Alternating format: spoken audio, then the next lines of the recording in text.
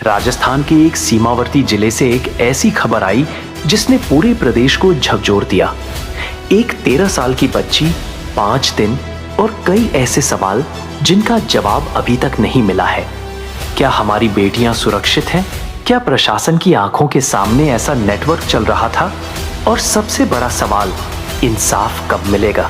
आज हम आपको बताएंगे श्री गंगानगर केस की पूरी टाइमलाइन, पुलिस की कार्रवाई और वो सवाल जो अब भी अनुत्तरित है।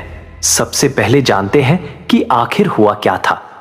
पुलिस में दर्ज एफआईआर के मुताबिक 18 जून 2026 की शाम एक 13 वर्षीय बच्ची अपने घर से लापता हो गई।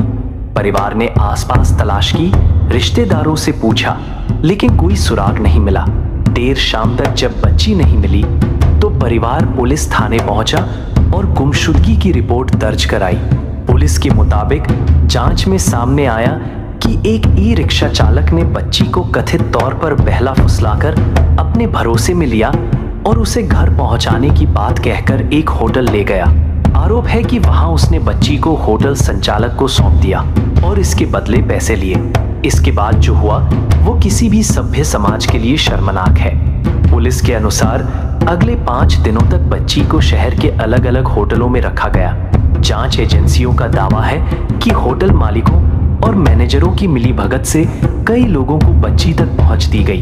हम यहाँ ग्राफिक डिटेल्स में नहीं जाएंगे क्योंकि पीड़िता एक नाबालिग है और उसकी गरिमा की सुरक्षा हमारी पहली जिम्मेदारी है। लेकिन इतना समझना जरूरी है कि यह सिर्फ एक अपराध नहीं बल्कि कथित तौर पर एक संगठित नेटवर्क का हिस्सा था। 22 जून को पुलिस ने बच्ची को एक होटल से बरामद किया। अब सवाल यह है, पुलिस ने कदम कब उठाए और क्या समय पर उठाए? बच्ची को बरामद करने के बाद शुरुआत में 10 से 12 लोगों को गिरफ्तार किया गया, लेकिन स्थानीय लोगों का आरोप है कि इसके बाद पुलिस की सक्रियता धीमी पड़ गई, जिससे जनता में नाराजगी फैल गई। जनता के दबाव और विरोध प्रदर्शनों के बाद जांच में तेजी आई। अब तक इस मामले में 12 से 14 लोगों की गिरफ्तारी हो चुकी है, जिनमें ई रिक्शा चालक, होटल मालिक और मैनेजर शामिल हैं। प्रशासन ने संबंधित होटलों के खिलाफ भी कार्रवाई की, जिनमें बुलडोजर एक्शन भी शामिल है। जांच आगे बढ़ी तो मामला सिर्फ एक अपराध तक सीमित नहीं रहा।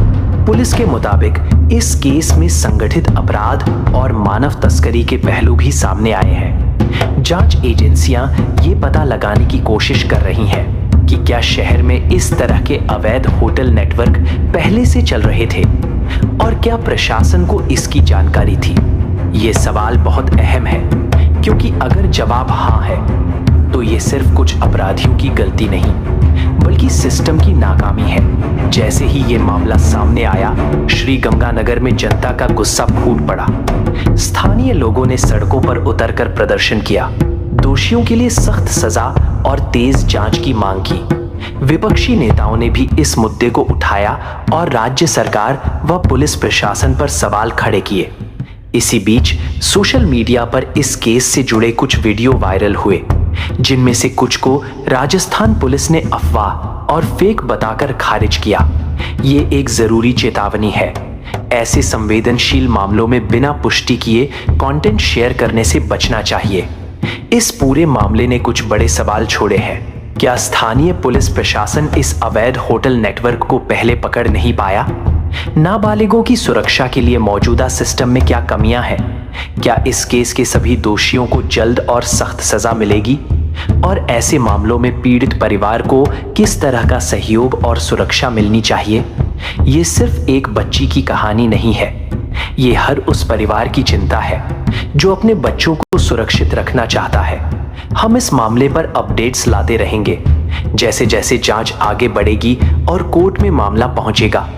अगर आपके आसपास भी बाल सुरक्षा से जुड़ी कोई लापरवाही नजर आती है तो चाइल्ड लाइन नंबर 1098 पर या स्थानीय पुलिस को सूचित करें। असली इंसाफ तभी होगा जब हर दोषी कानून के दायरे में लाया जाए और सिस्टम की उन कमियों को भी ठीक किया जाए जिनकी वजह से ऐसी घटनाएं दोबारा हो सकती है।